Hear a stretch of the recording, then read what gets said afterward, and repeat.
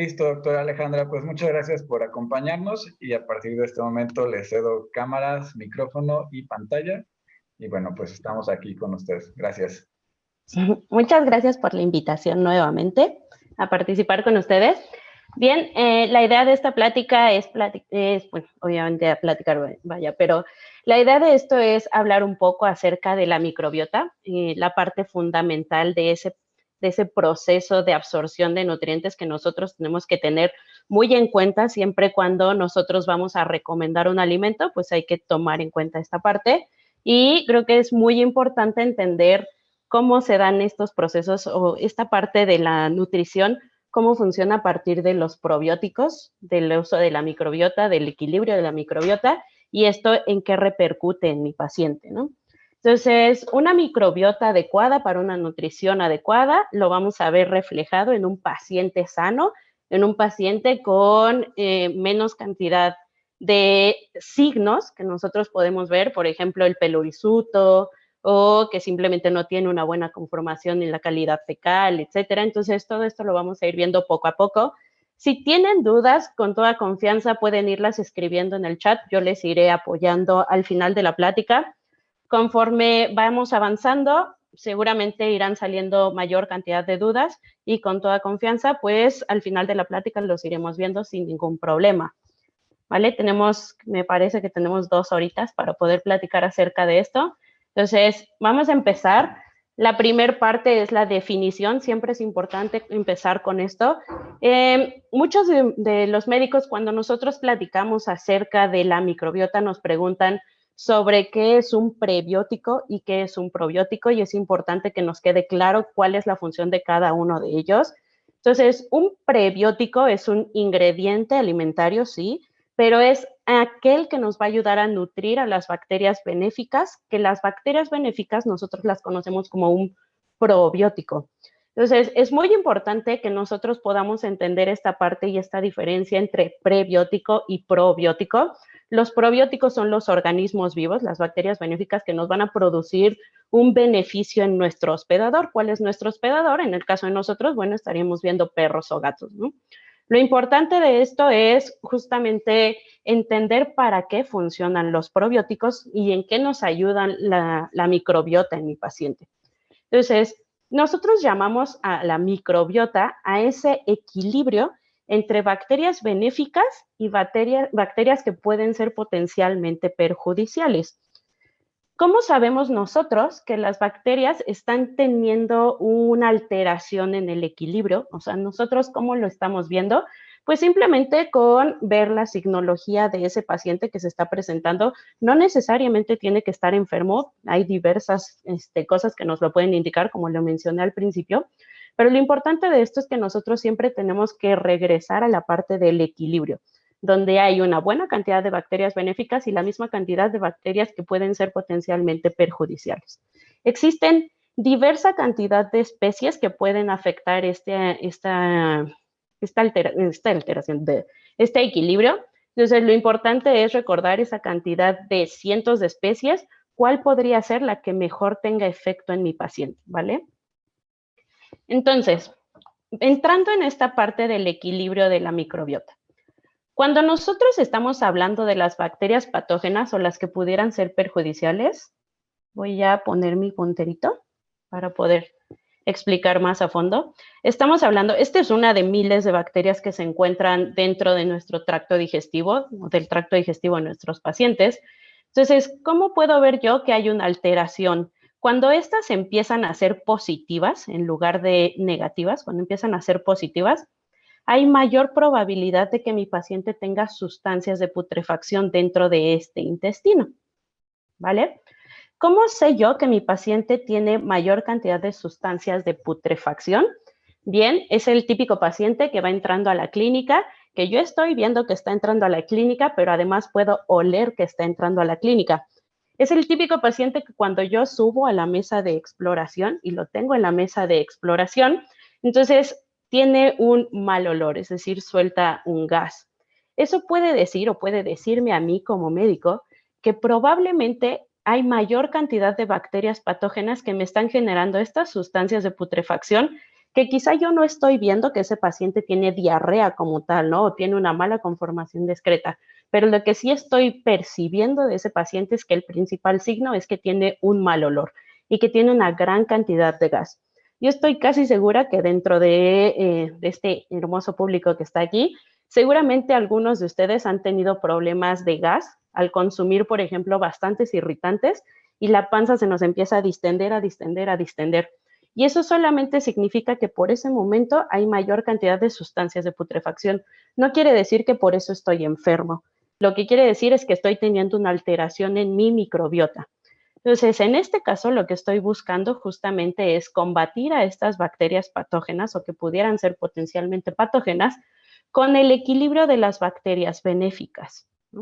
No sé si recuerdan una marca muy famosa de alimentos, en el caso de alimento humano, que se llama Yakult. Entonces, una forma fácil de que en el caso de humanos controlemos esta cantidad de bacterias patógenas con bacterias benéficas es el uso o la toma de Yakult. Ahora, ¿qué más podría estar pasando con mi paciente cuando estas son positivas? Ese es como un signo muy, muy sencillo de detectar, el hecho de que tenga gas.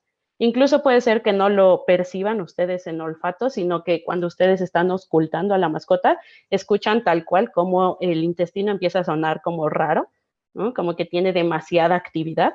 Entonces, ese también podría ser un signo de las sustancias de putrefacción. Pero además de eso, visiblemente lo que puedo ver es que tiene una mala conformación discreta. Y es como una de las principales razones por las que llegan los clientes con nosotros a la clínica veterinaria.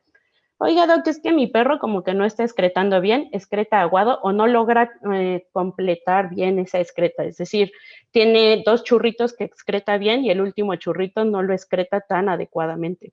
Esto también podría indicarme que hay una alteración en este equilibrio de bacterias benéficas y bacterias patógenas. Asimismo, puedo entonces ver también que es mucho más fácil que mi paciente se enferme. ¿Por qué? Porque mi sistema inmunológico se ve alterado. ¿Qué pasa con nosotros como personas cuando nos estresamos bastante? Nuestro sistema inmunológico se inmunodeprime, ¿no? Entonces, ¿qué estoy viendo yo en mi paciente? Que probablemente ese paciente regresa constantemente a la clínica por diversas enfermedades. Ahora le dio, no sé, voy a decir una tontería porque me voy a imaginar casos clínicos, ¿no? Puede ser que hoy entre por protozoarios. Es que le encontraron protozoarios y una gran cantidad de protozoarios y tiene una mala conformación discreta. Pero puede ser que el día de mañana tenga solamente porque le di un alimento que no tenía que darle, ahora ya tiene otra vez una mala conformación discreta. Y puede ser que ese día lo saqué, no sé, lo saqué a un parque, o otro día lo saqué a un parque, y entonces regresamos, se estresó bastante y ahora empieza a tener signos de respiratorios, ¿no? O sea, un paciente que constantemente está viniendo a la clínica por diversas causas, puede ser que nos esté empezando a ganar este equilibrio y estén ganando estas en lugar de estas, ¿no? O sea, ya no estoy teniendo este equilibrio. Uno de tantos ejemplos. Pero, ¿qué pasa cuando yo empiezo a trabajar sobre estas para mejorar el equilibrio? Empiezo a hacer que estas se vuelvan negativas y que estas que nosotros vemos en nuestro lado izquierdo se vuelvan positivas. ¿Cuáles son las ventajas y beneficios de utilizar bacterias benéficas en mi paciente y de lograr hacer ese equilibrio? Entonces, lo que voy a hacer en primera instancia es, voy a generar energía en mis enterocitos, ¿no? ¿Para qué me sirve la energía en los enterocitos? Hay que recordar que el enterocito es aquel que se encarga de tener una protección, una barrera intestinal, y además las vellosidades del enterocito son las que nos van a ayudar en la administración o la absorción de nutrientes. ¿Qué pasa si mi paciente tiene un enterocito que tiene muy pocamente desarrolladas las vellosidades y hay menor captación de nutrientes? Pues mi paciente no se está nutriendo adecuadamente. ¿Qué pasa si yo empiezo a generar energía en ese enterocito? Voy a hacer que se empiecen a desarrollar esas vellosidades para que entonces haya mejor captación de esos nutrientes y entonces pueda tener a un paciente mejormente nutrido. Asimismo, lo que voy a hacer en este paciente es alterar este pH. Cuando yo utilizo bacterias benéficas para mejorar ese equilibrio de microbiota en mi intestino, lo que voy a hacer es acidificar este pH. ¿Cómo lo voy a acidificar? Entonces, ¿se acuerdan que les mencionaba de la diferencia entre prebiótico y probiótico? El prebiótico va a ser el alimento que va a consumir mi bacteria benéfica, que nosotros estamos viendo aquí en el lado izquierdo. Entonces, voy a alimentar a mi bacteria benéfica. ¿Y qué creen que sucede? Pues evidentemente la bacteria benéfica tiene que deshacerse de ese alimento de algún modo. Y por así decirlo, digamos que excreta, hace popó, ¿no? Y esa popó nosotros la conocemos como ácidos grasos de cadena corta. Esos ácidos grasos de cadena corta, como su nombre lo dice, lo que van a hacer es acidificar el medio. Es decir, si estas bacterias potencialmente patógenas empiezan a sobrevivir sobre un pH, el que ellos elijan o el que ese paciente tenga, y yo se lo empiezo a alterar con las bacterias benéficas y con lo que le estoy ayudando a alimentar a esas bacterias benéficas, voy a alterar el medio para estas. Y esto va a evitar que éstas se puedan seguir reproduciendo y las que no puedan sobrevivir a ese medio, es decir, que las bacterias patógenas no puedan seguirse reproduciendo, y las que no puedan sobrevivir a ese medio, pues evidentemente irán muriendo, ¿no? Entonces, esto me va a ayudar justamente a reconstituir ese equilibrio que yo estoy buscando. Asimismo, esto me va a ayudar en la prevención de diarrea, no solo en la prevención de diarrea, recuerden que también hay liberación de sustancias putrefactas, entonces también me va a ayudar a disminuir esa cantidad de gases que hay en ese paciente. ¿Por qué? Porque entonces mi enterocito ya tiene mejor cantidad de vellosidades, es decir, ya hay mayor aprovechamiento de nutrientes, y al tener mayor aprovechamiento de nutrientes, entonces voy a tener una mejor conformación discreta. Así, no sé si recordarán que los ácidos grasos de cadena corta también me ayudan a mejorar la absorción de minerales, ¿vale? Entonces, una de las ventajas principales de utilizar bacterias benéficas en mi paciente para mejorar la nutrición es justamente esto, ayudar con el equilibrio de bacterias benéficas versus bacterias patógenas. Ahora, hay que entender cuál es la función de la microbiota en sí, ¿no? Esto es para entender, o sea, la diapositiva anterior era para entender la parte del equilibrio, que es lo que hacen a grosso modo las bacterias benéficas para ayudar a disminuir las bacterias patógenas y que evitemos esta balanza en negativo, ¿no? Este balance negativo. Entonces, ¿qué pasa con las funciones natas de la microbiota? ¿Qué es lo que busco yo al utilizar bacterias benéficas? Una de las principales funciones es la resistencia a enfermedades. ¿Cómo le ayudo a este paciente a que empiece a cuidarse o su propio organismo empiece a protegerlo contra las enfermedades? Entonces, esta microbiota, anteriormente conocida como microflora, lo que va a hacer es pegarse a este epitelio, que como nosotros podemos ver, a grosso modo, serían mis enterocitos y colonocitos, ¿no?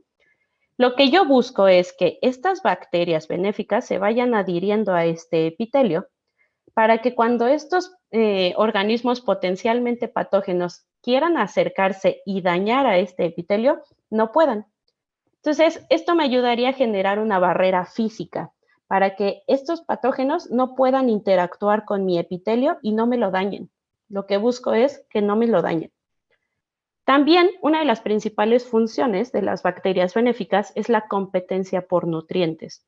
Entonces, antes de que estos potencialmente patógenos lleguen a los nutrientes, lo que voy a hacer es estimular a estas bacterias benéficas para que el enterocito tenga mayor aporte energético, las vellosidades se encuentren adecuadamente o una cantidad adecuada en ese enterocito y entonces me ayuden a empezar a competir por estos nutrientes, ¿no? Es decir, voy a hacer que estos aprovechen la cantidad que necesitan de nutrientes y lo que no necesitan o no se puede absorber pueda ser desechado y y estos potencialmente patógenos, factores potencialmente patógenos, pues empiecen a disminuir. Pero, oh sorpresa, resulta que las bacterias benéficas también interactúan con el GALT, el tejido linfoide asociado al intestino. ¿Alguna vez han escuchado, o yo creo que todos hemos escuchado, que pues tú como persona eres lo que comes? Y funciona igual en mi mascota.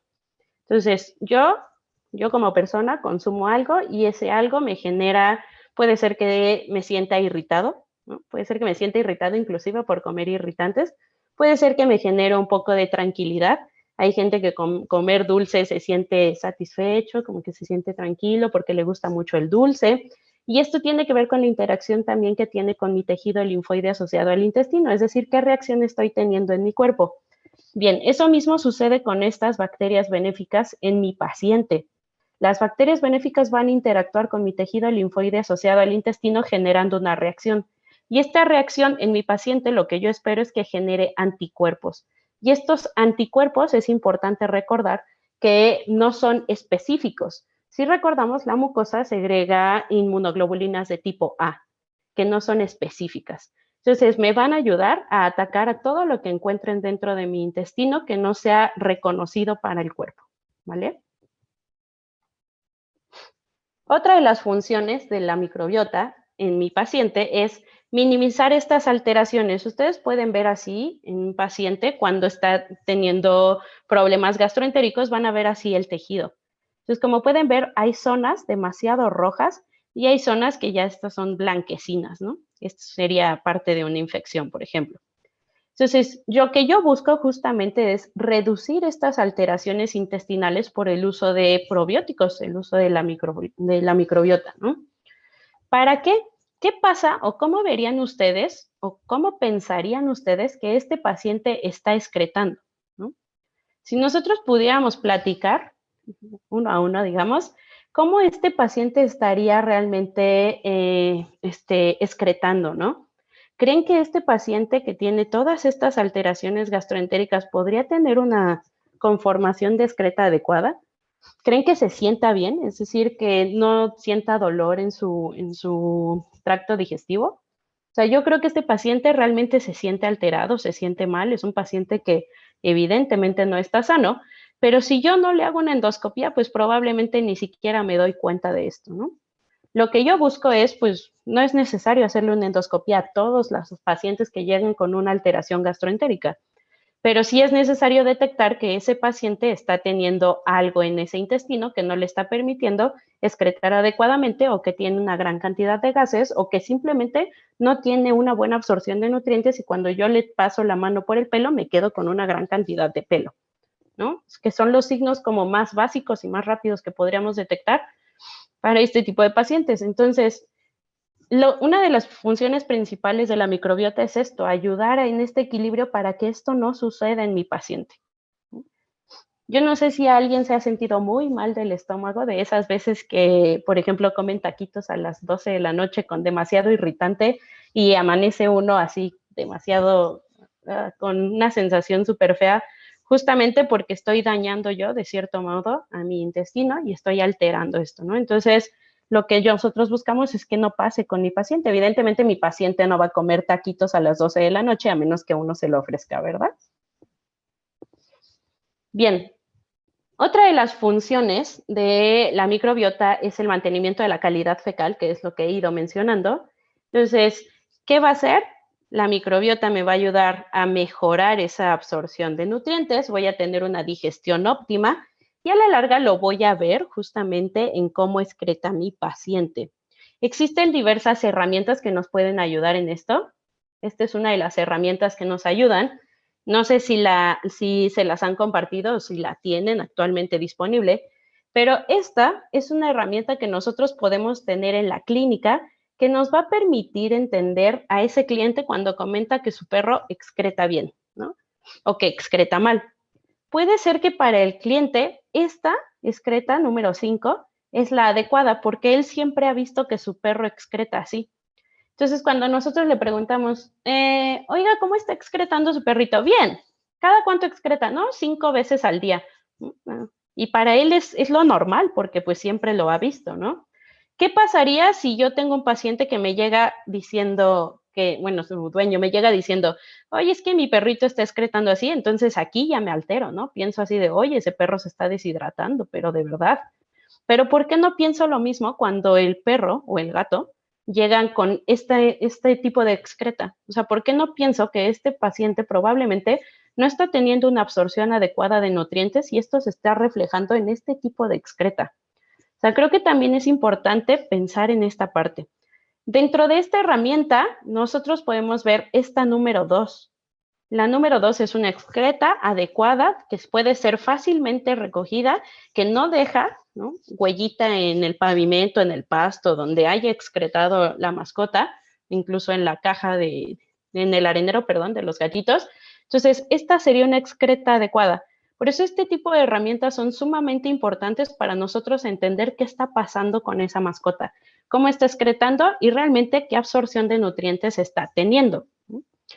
Si llega el cliente y me dice que está excretando como el 1, pues entonces me preocupo porque ni siquiera está hidratada esta excreta, ¿no?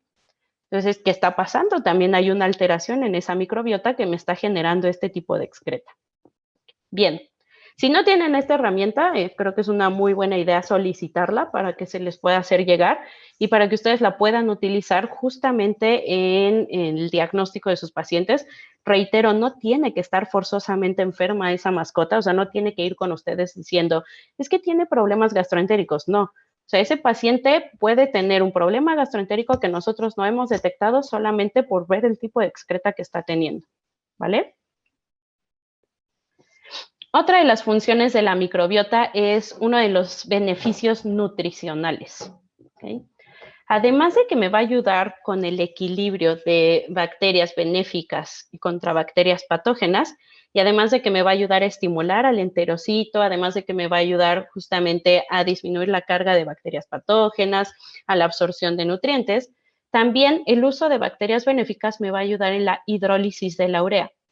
Y si recuerdan, uno de los pacientes que necesita apoyo de bacterias benéficas son los pacientes renales, porque en ellos necesito disminuir los niveles de urea en ese paciente, es decir, se está intoxicando constantemente y yo necesito que absorba adecuadamente esa proteína para que haya menor liberación de compuestos tóxicos en la sangre, que eso pueda hacer que incremente mi urea. Entonces, ¿qué es lo que busco? Que con el uso de bacterias benéficas esta urea se vaya hidrolizando y se vaya disminuyendo en mi paciente. También me va a ayudar con el desdoblamiento de los lípidos, es decir, todos aquellos pacientes que ustedes están teniendo en consulta que ya detectaron que tienen algún problema en el metabolismo de lípidos, pueden utilizar bacterias benéficas justamente para esto, para modificar ese metabolismo y hacer que se puedan desdoblar de una forma adecuada y me ayuda a nutrir a mi paciente.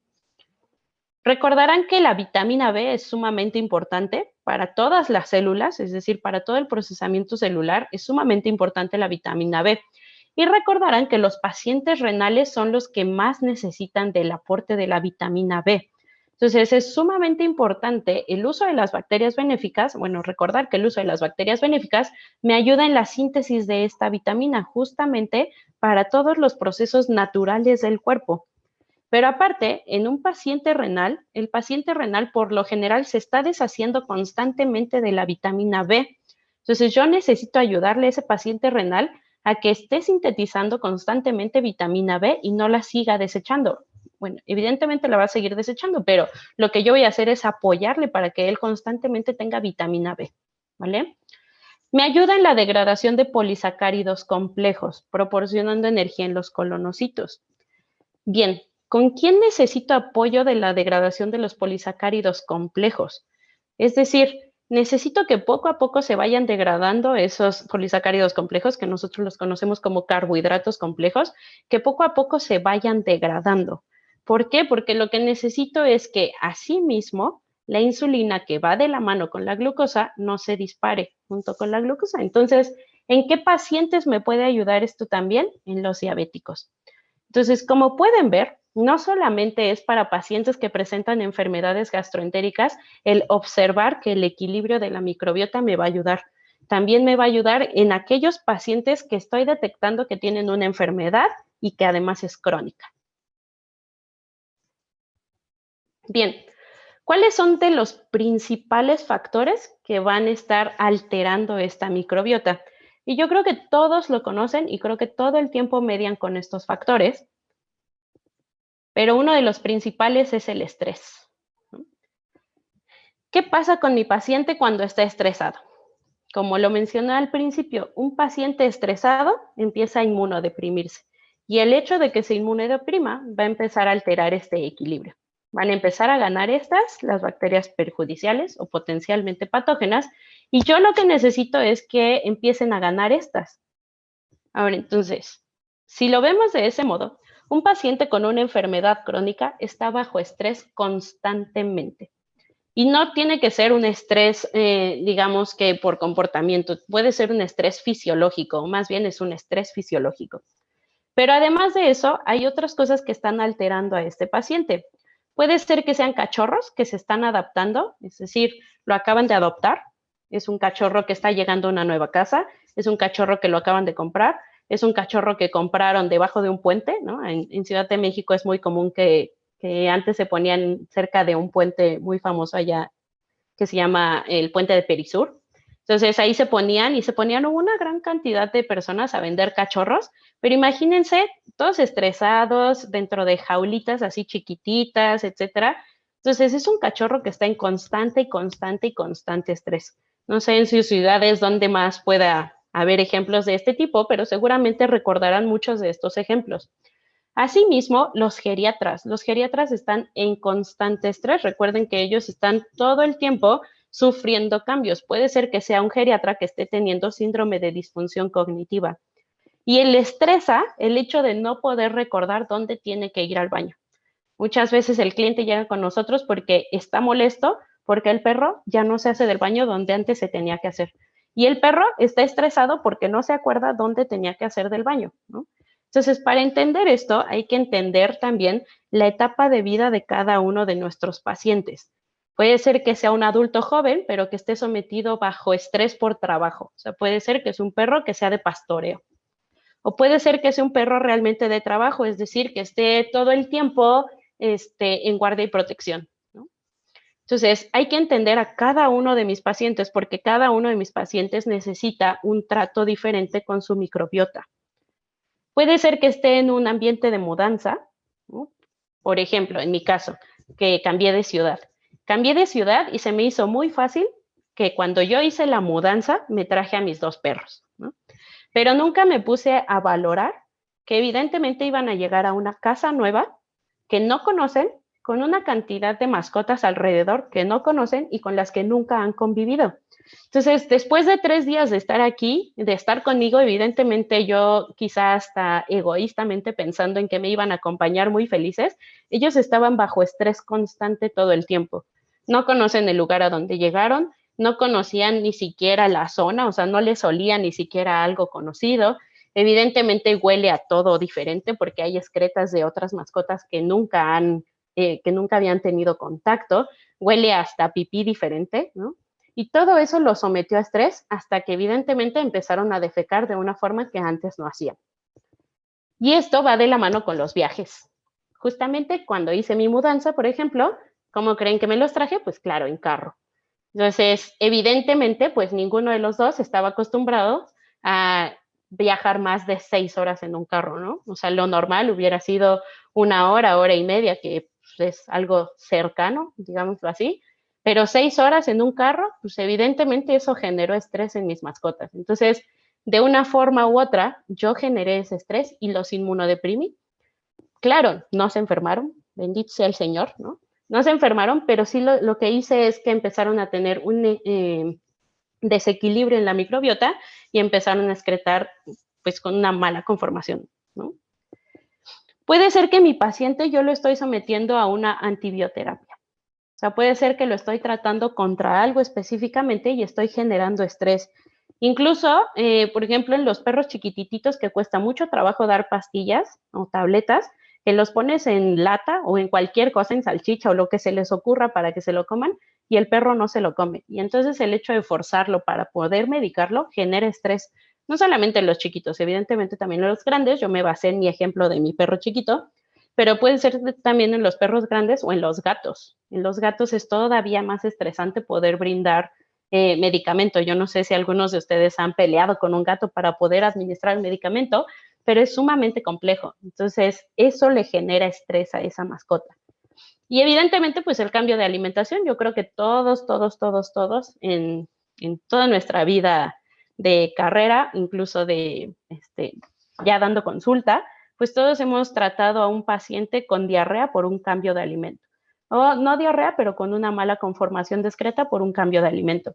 Entonces, como pueden ver, son solo por mencionar algunos factores que pueden generar estrés y que pueden alterar mi equilibrio. Pero existen N cantidad de factores, ¿no?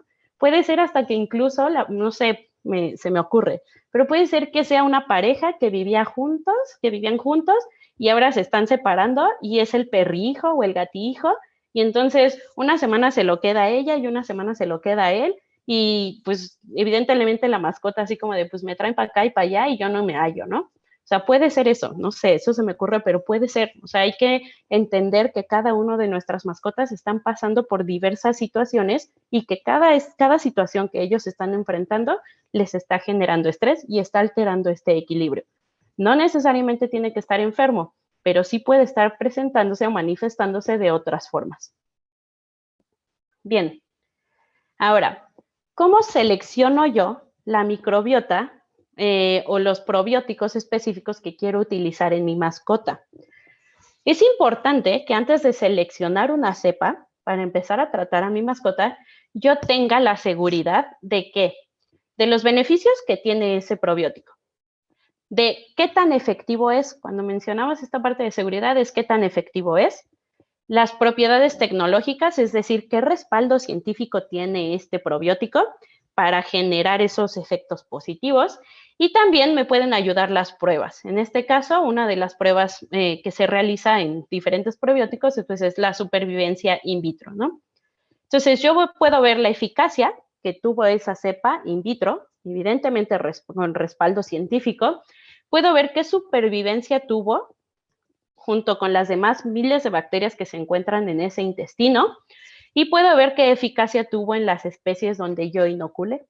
O sea, lo que yo hice fue inocular y ver cómo funcionó en cada una de las especies. Entonces, para poder tener una selección adecuada de la microbiota, es importante que yo me vaya o me base en el respaldo científico de cada una de ellas. Una de las cepas que últimamente ha sido como un boom y que se conocen muchísimo es la cepa de Enterococcus faecium SF68, ¿vale? Entonces, aquí está este documento, que es un artículo de revisión médica. Con todo gusto se los puedo pasar. En realidad lo pueden buscar ustedes en internet y les aparece sin ningún problema. ¿Y por qué ha sido un boom en la elección de esta cepa? Porque se tiene un historial, ¿no?, seguro de uso en animales y en humanos, principalmente en humanos. Se tiene un registro de la ausencia de genes de resistencia, entonces esta cepa es altamente resistente a diversos factores. No es patogénica, no es tóxica, tiene una actividad muy buena biológicamente, es decir, la respuesta que van a tener en sus pacientes es sumamente buena. Yo me voy a enfocar en esta principalmente porque es la que más se ha dado a conocer, pero ustedes pueden buscar diferentes cepas. Lo importante es que puedan obtener este tipo de artículos de revisión científica. Y bueno, algo también muy importante acerca de esta cepa, que es el Enterococcus faecium SF68, es que tiene un rápido crecimiento y un rápido desarrollo en el tracto gastroentérico. Entonces, eso quiere decir que mi paciente puede tener una gran cantidad de bacterias benéficas que me van a ayudar a reconstituir ese equilibrio de mi microbiota, ¿vale? SF68, bueno, Enterococcus faecium SF68, inhibe el crecimiento de diversos patógenos como E. coli, Salmonella o Shigella. Entonces, ¿qué pasa? Que muchas veces no nos damos cuenta, pero también el hecho de administrar agua de la llave, yo sé que muchos de ustedes no lo hacen con sus mascotas, perdón, pero muchos de nuestros clientes sí administran agua de la llave con nuestras mascotas. Entonces, ¿qué pasa? Que estos están normales en el agua y existen, ¿no? Y muchas veces llegan con diarreas intratables y solamente hay que usar probióticos, porque con específicamente con esta cepa, voy a inhibir el crecimiento de ellas, ¿no? Y nosotros puede ser que hasta le estemos administrando la bomba de antibióticos para disminuir esa diarrea infecciosa. Y puede ser que simplemente necesitamos el apoyo de un probiótico. En el caso de este probiótico específicamente, pues me va a ayudar a inhibir estos, ¿no? Produce ácido láctico, sustancias bactericidas, es decir, además de que me ayuda a inhibir el crecimiento de estas, me va a ayudar justamente a disminuir la presencia de otras bacterias patógenas. Y bien, se tiene el historial súper documentado de la cantidad de ensayos que se hizo de esta cepa con personas y con animales, ¿vale? Entonces, Dentro de esta parte que les mencionaba del historial de Enterococcus faecium SF68, se tienen un historial de más de 50 millones de dosis administradas durante los últimos 30 años. Es decir, el respaldo científico del uso de esta cepa no es de ayer, no es de antier, no es de me lo inventé hace 3 días, es de hace 30 años. Quiere decir que se tiene un estudio sumamente bueno. Lo bueno de esto es que al tener estos estudios nosotros podemos tener una mejor selección del probiótico. No tiene efectos adversos, es decir, no me puede ayudar a generar algún otro problema en mi paciente al uso de este probiótico. Es un habitante natural, es decir, es nato dentro de mi tracto gastroentérico y se puede utilizar a dosis altas o dosis elevadas. A continuación les voy a presentar algunas de las pruebas que se tienen y que si en algún momento ustedes quieren el respaldo de ellas, con todo gusto me lo pueden solicitar o lo pueden buscar en Internet, porque esta información es de divulgación científica, entonces lo pueden buscar en Internet sin ningún problema, ¿vale? Entonces, dentro de los estudios clínicos que se tiene de respaldo, podemos ver que estimula la función inmunológica en perros jóvenes. Entonces, en algún estudio clínico que se realizó, se utilizaron perros Terrier, Beagle, Labrador, Retriever, y lo que nosotros vimos es que en el caso del uso de la bacteria SF68 hay una mejor respuesta vacunal. ¿Qué es lo que pasó? Que en el estudio se administró la vacuna de Bordetella y lo que yo estoy viendo es que hay mejor respuesta ante ese antígeno, ¿vale? Entonces, ¿esto qué me quiere decir? Que el uso de esta bacteria, Enterococcus faecium SF68, me va a ayudar a estimular a este cachorrito que apenas está empezando a recibir sus primeras vacunas. ¿Okay? Asimismo, también se puede ver que hay mayor cantidad de inmunoglobulina A en excreta.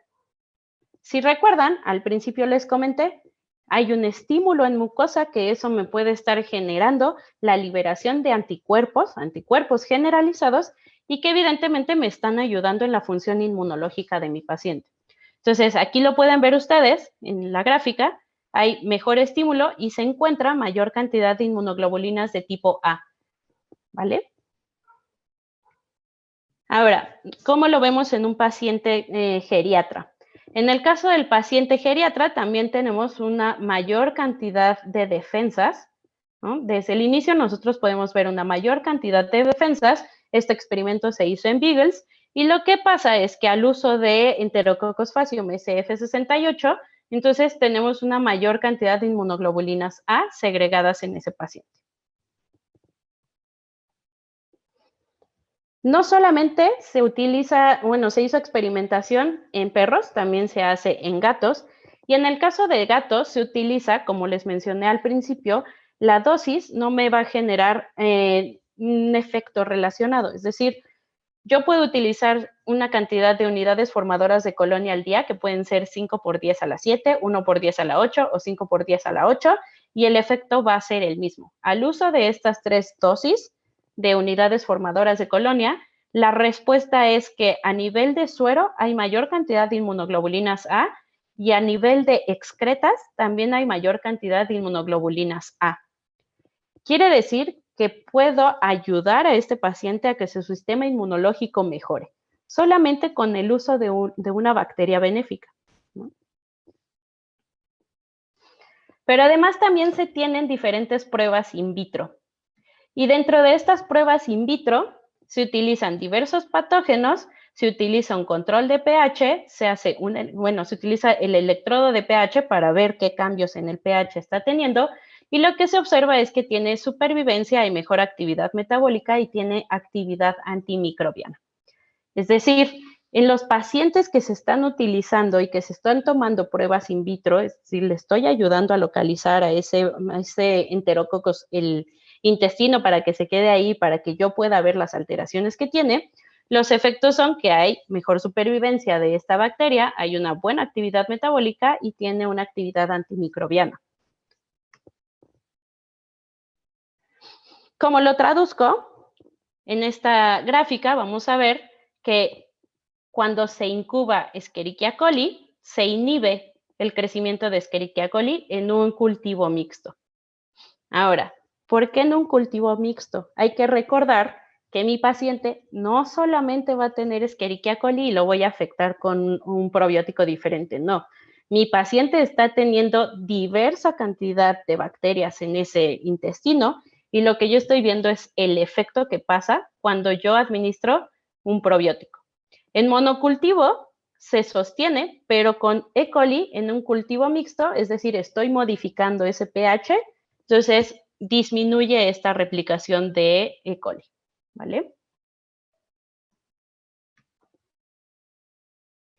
¿Qué pasa cuando Enterococcus faecium SF68 interactúa con otras bacterias benéficas, por ejemplo, Lactobacillus? ¿Qué pasa cuando está bajo un tratamiento? Entonces, este paciente está bajo un tratamiento, lo que yo estoy viendo es que las bacterias Lactobacillus empiezan a disminuir, pero en el caso de Enterococcus faecium, sí, bajo tratamiento con ampicilina disminuyen, pero es sostenido cómo se encuentra, vaya, ¿no? Entonces, sí disminuye un poco la cantidad de bacterias benéficas que se encuentran allí, pero no disminuye al grado de prácticamente no tener nada de bacterias benéficas. Entonces, una de las ventajas de Enterococcus faecium, SF68 es justamente esto, la cantidad de bacterias benéficas que voy a tener replicándose constantemente para mejorar ese equilibrio gastroentérico.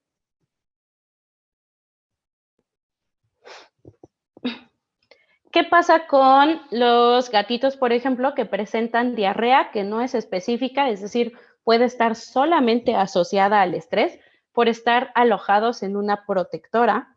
Entonces, lo que yo empiezo a ver es que los pacientes que no están consumiendo un probiótico como Enterococcus faecium SF68 empiezan a tener mayor cantidad de diarreas contra los que sí están consumiendo un probiótico como Enterococcus faecium SF68. Entonces, al uso de este probiótico, tengo menores episodios de diarrea.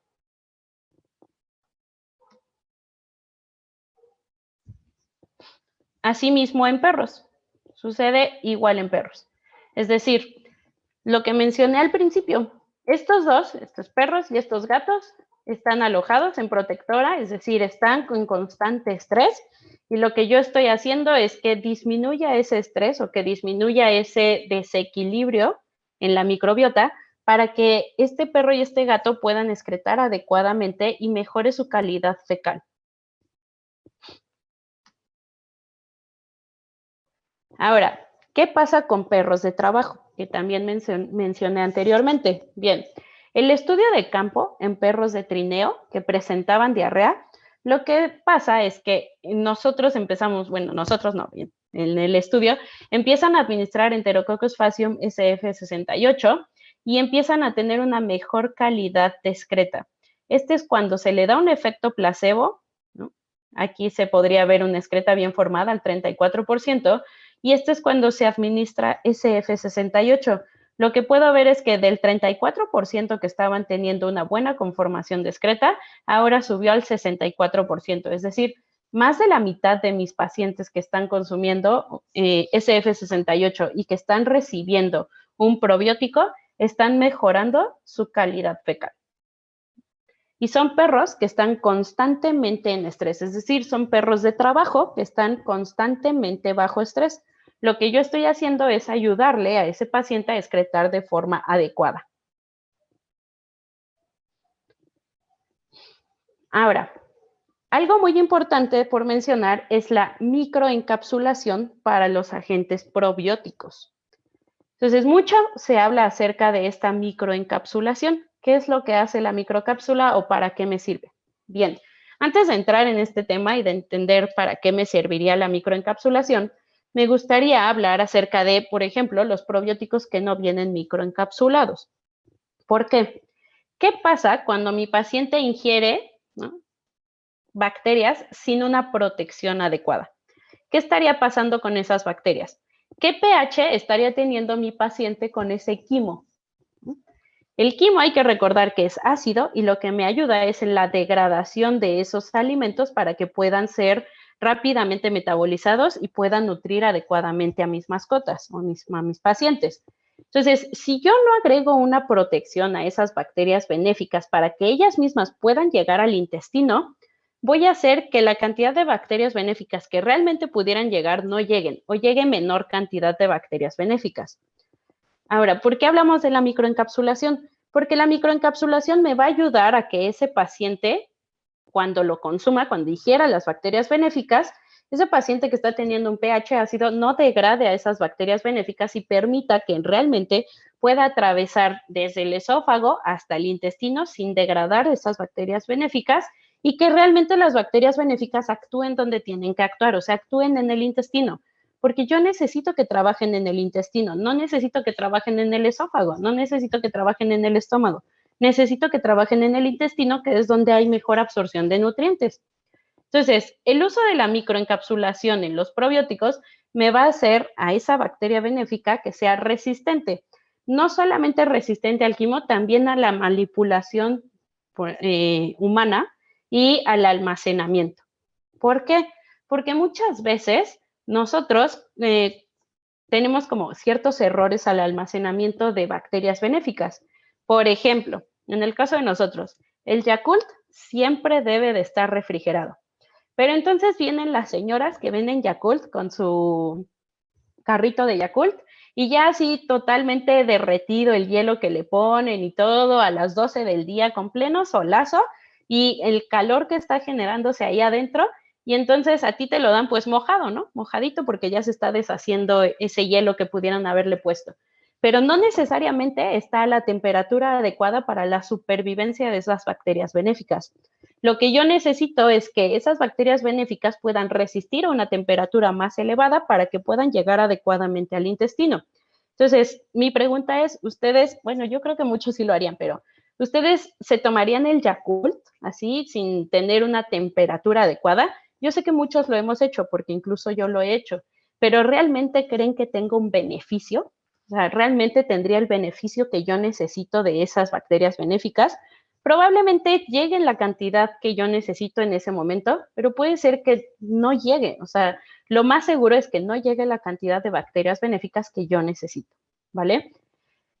También me va a ayudar con la acidez estomacal, que es lo que les mencionaba. O sea, no necesito que trabajen en el esófago o en el estómago, yo necesito que lleguen al intestino, porque la acidez estomacal va a corroer con esa bacteria benéfica. La microencapsulación me va a ayudar a proteger a esa bacteria benéfica. Y necesito que la bacteria benéfica venga dentro de la cápsula para que se pueda liberar en el intestino. Es decir, ¿qué necesitaría de esa cápsula? Que la cápsula se pueda liberar en un pH alcalino. Una vez que pasa por esta acidez, entonces llega al intestino y el intestino necesita cambiar de pH para que pueda liberarse esa bacteria benéfica. ¿Cómo se consigue eso? Con el consumo de alimentos. De hecho, si nosotros recordamos, cuando, por ejemplo, en las mañanas nos despertamos, todo el tracto digestivo se encuentra ácido. ¿Y qué es lo que nos pide el cuerpo o lo que nos demanda el cuerpo? Es que el consumo de alimentos. ¿Por qué? Porque el consumo de alimentos activa los buffers y eso hace que mi pH en el intestino cambie. Entonces, el uso de la microencapsulación me va a ayudar a protegerlo hasta que llegue al intestino y una vez llegando al intestino, pues ya se puede liberar esa bacteria benéfica con el cambio de pH. Y es importante mencionar que esto permite la viabilidad que ya está demostrada en el tracto digestivo de perros y gatos, y evidentemente también en el nuestro. Entonces, Enterococcus faecium SF68 puede estar microencapsulado con una cápsula, doble cápsula, perdón, que esta cápsula lo va a ayudar a proteger contra la temperatura, lo va a ayudar a protegerse contra la humedad, va a ser ácido resistente, como lo mencioné anteriormente, tiene que ser ácido resistente, no es que vaya a ser, sino que tiene que ser ácido resistente y me va a ayudar a estar estable a esa bacteria benéfica. Bien, no sé si hasta ahorita tengan alguna duda, pueden irlas escribiendo porque estamos por terminar esta pequeña plática. Como pueden ver, el uso de probióticos en perros y gatos no necesariamente tiene que ser para perros que tienen clínicamente una enfermedad. Puede ser para perros o gatos que presentan algún otro signo que no necesariamente me indica enfermedad, sino que me indica alguna alteración en este equilibrio de la microbiota. Entonces, a modo de resumen y rápidamente, ¿cómo me doy cuenta de que ese paciente está presentando de forma clínica y manifestando de forma clínica una alteración? Pues evidentemente son los pacientes que están enfermos y que están presentando diarreas. Pero puede ser que no esté presentando diarreas y no esté enfermo. La signología principal sería detectar la calidad fecal de ese paciente. Para yo poder empezar por ahí y entender si mi paciente realmente está enfermo o solamente tiene una diarrea por estrés, por ejemplo, ¿no? Uno de los productos principales que tienen esta cepa, que les mostré todos los beneficios que tiene, es Fortiflora. Fortiflora es uno de los productos más fuertes que actualmente se tienen en el mercado. Fortiflora, una de las ventajas que tiene es que viene por sobre, viene con una cantidad adecuada de unidades formadoras de colonia. Está totalmente demostrado que se puede utilizar de manera aleatoria sin ningún problema con diversos fármacos.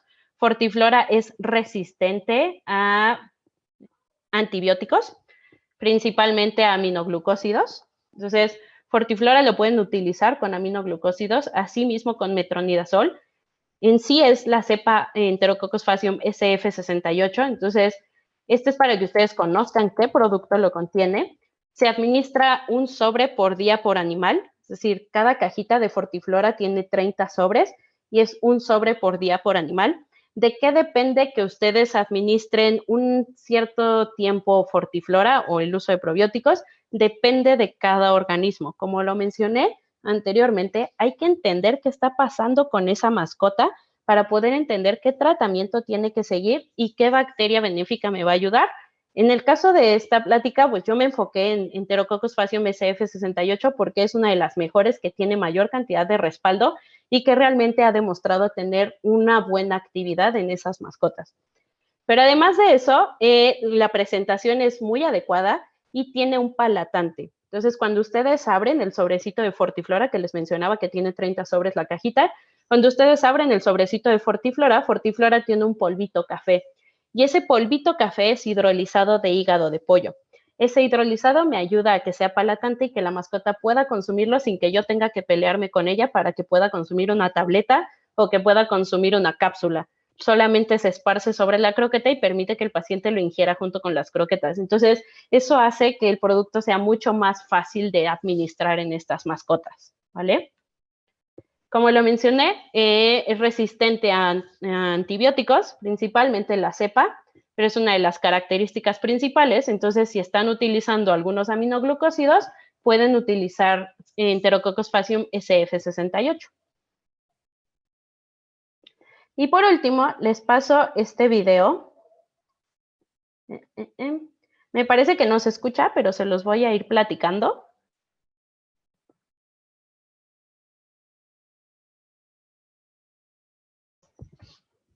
Entonces, como pueden ver, este sería el intestino de cualquier paciente o de nosotros, ¿no? Y lo importante es entender que se tiene mayor cantidad de bacterias benéficas y bacterias patógenas.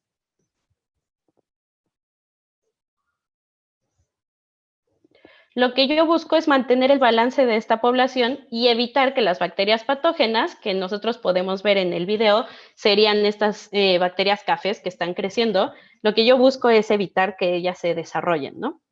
Justamente lo que quiero es que haya mayor cantidad de bacterias benéficas para evitar esto y que no se vea en mi paciente la generación de diarrea, ¿vale? Estas serían las bacterias benéficas que van a ayudar a restablecer este balance microbiano.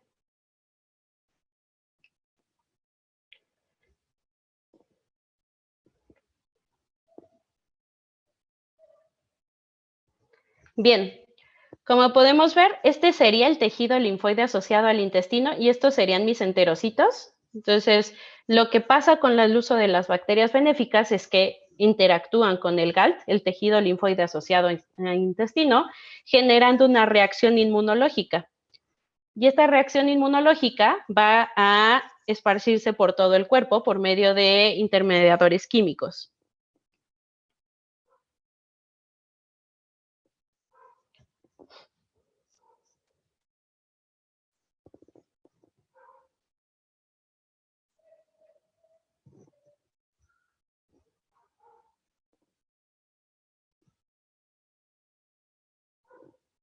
Y bueno, fuera del comercialote, pues el uso de bacterias benéficas me va a ayudar a mejorar ese equilibrio gastroentérico y que no se traduzca en diarrea en mis pacientes o en alguna otra cosa que pudiera estarme presentando, en algún otro signo que pudiera estar presentando esa mascota que yo pudiera estar intuyendo en que tiene una alteración en ese microbioma.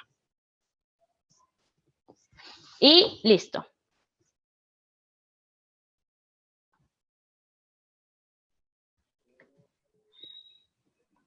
Hola, Doc, muchas gracias por la plática. Tengo aquí algunas preguntas en el chat. ¿Quieres que te las vaya leyendo? Sí, ¿Sí? Ok. súper. Mira. La primera de ellas es, ¿qué hay sobre la resistencia de esta bacteria a los antibióticos de amplio espectro? A la resistencia de los antibióticos de amplio espectro, como lo mencionaba, en realidad la resistencia de esta bacteria principalmente se da en aminoglucósidos.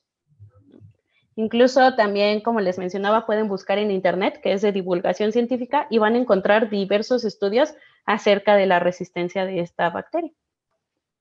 Ok. Bueno, aquí nos ponen un comentario. Entonces, ¿el equilibrio de pro y prebióticos puede prevenir enfermedades? Puede ayudarme a prevenir enfermedades, es correcto. Muchas gracias. Una más. ¿Cómo se puede afectar la eficiencia de los probióticos por el uso de dietas BARF? Por el uso de dietas BARF, pues mira, en general no es que se altere el uso de probióticos, sin embargo hay que recordar que la cantidad de bacterias o parásitos que se pueden encontrar en las dietas BARF puede alterar el equilibrio de mi mascota. Entonces, es importante que siempre que utilicemos dietas blandas o dietas que no están precocidas, va a haber una cantidad de bacterias patógenas y de parásitos que se encuentran en esas dietas y que eso no es tanto que altere la eficacia del uso de probióticos, sino que va a alterar el equilibrio de la microbiota en mi paciente. Lo que yo busco es que sí, le pueda ayudar con probióticos, pero también hay que recordar que necesito tener un proceso de conservación de alimento y evidentemente una parte de cocción de ese alimento que me ayuda a disminuir la cantidad de patógenos que pudieran encontrarse en este tipo de dietas. Muchas gracias, Doc. Tengo una más. ¿El uso de la vitamina B en pacientes renales se recomienda con qué frecuencia y puede administrarse a la par del probiótico? Puede administrarse a la par del probiótico sin ningún problema. El uso de la vitamina B, de hecho, todos los alimentos para pacientes con enfermedad renal, todos, deben tener suplementado vitamina B porque constantemente están perdiendo. Es decir, cada vez que el paciente orina o excreta, está perdiendo vitamina B. Entonces, todas las dietas que son para pacientes renales vienen suplementadas con vitamina B. Lo que yo voy a hacer con probióticos es ayudarle a que el cuerpo por sí mismo sintetice su propia vitamina B. Entonces sería diario realmente la suplementación de vitamina B. Pero si tienen una dieta completa y balanceada que tiene vitamina B, pues no necesitan suplementar. Gracias, doctora. En la clínica diaria, ¿cuáles serían las mejores recomendaciones para un adecuado proceso de desparasitación en perros y gatos? En la clínica diaria, bueno, algo muy importante es recordar que tenemos una muy mala educación en cuanto a desparasitantes, no nada más en el caso de, o sea, no me refiero más bien al caso de mascotas, o sea, en el caso de nosotros como humanos también tenemos una muy mala cultura. Entonces, la recomendación es que ustedes hagan un calendario de desparasitación de forma interna y externa. Muchas veces solamente se ataca de forma externa porque a la mayoría de las personas les afecta de forma directa ver que su perro está pulgoso o que tiene garrapatas, ¿no? O que se le acercan los mosquitos o cosas así. Entonces, muchas veces el cliente solamente piensa de forma externa lo que está viendo, pero hay que recordar que hay millones de parásitos que se encuentran de forma interna y que no son tratados. Y no solamente en mascotas, como lo mencioné anteriormente, también en humanos. Mi recomendación es que ustedes establezcan un calendario de desparasitación interna y externa alternado para que ayuden a esas mascotas y también, evidentemente, pues hay que recordar que una vez que se desparasita una mascota, nos desparasitamos nosotros como dueños de mascotas, ¿no? La recomendación es cada 6 meses, pero pues ahí sí depende también de la zona donde se encuentren y la cantidad de parásitos que se repliquen constantemente. Gracias. Y tengo una más por aquí. Dice, ¿hay alguna predisposición por raza que tenga mayor probabilidad de presentar problemas gastrointestinales? Hay disposición por raza, sí. Una de las principales que nosotros hemos detectado o que se detecta principalmente son los husky. No sé por qué, los husky siempre tienden a tener una mala conformación discreta. Mucho tiene que ver con el estrés, mucho tiene que ver con que todavía, digamos, son un poco más parecidos a un lobo. No quisiera decir que son parecidos, derivan del lobo. Ya pasaron cientos de años para esto, pero todavía tienen ciertas características y los hacen ser todavía un poco más, digamos que frecuentemente son los que se presentan con diarreas. Listo, muchas gracias, doctora. Creo que hasta ahorita estamos completos aquí en el chat, chicos. No sé si haya algo más por ahí. Damos. Si alguien quiere también levantar su manita, con toda confianza, no hay ningún problema. Y si no, con todo gusto les puedo pasar mi correo electrónico o les puedo pasar mi teléfono para que se puedan poner en contacto conmigo y con todo gusto les ayudo en asesorías nutricionales y en qué alimento pueden recomendar en cada enfermedad que se encuentre con ustedes o que encuentren en su paciente y cómo usar probióticos justamente para disminuir esta parte de la manifestación de enfermedades. Muchas gracias, doc. Si gustas, puedes colocar tu correo electrónico en el chat para que lo puedan ver los colegas que nos acompañan por acá. Y Súper. pues estamos terminando. Muchas gracias por acompañarnos. Doctora, muchísimas gracias por esta. No, gracias a ustedes. Y vamos a detener la transmisión. Vamos a detener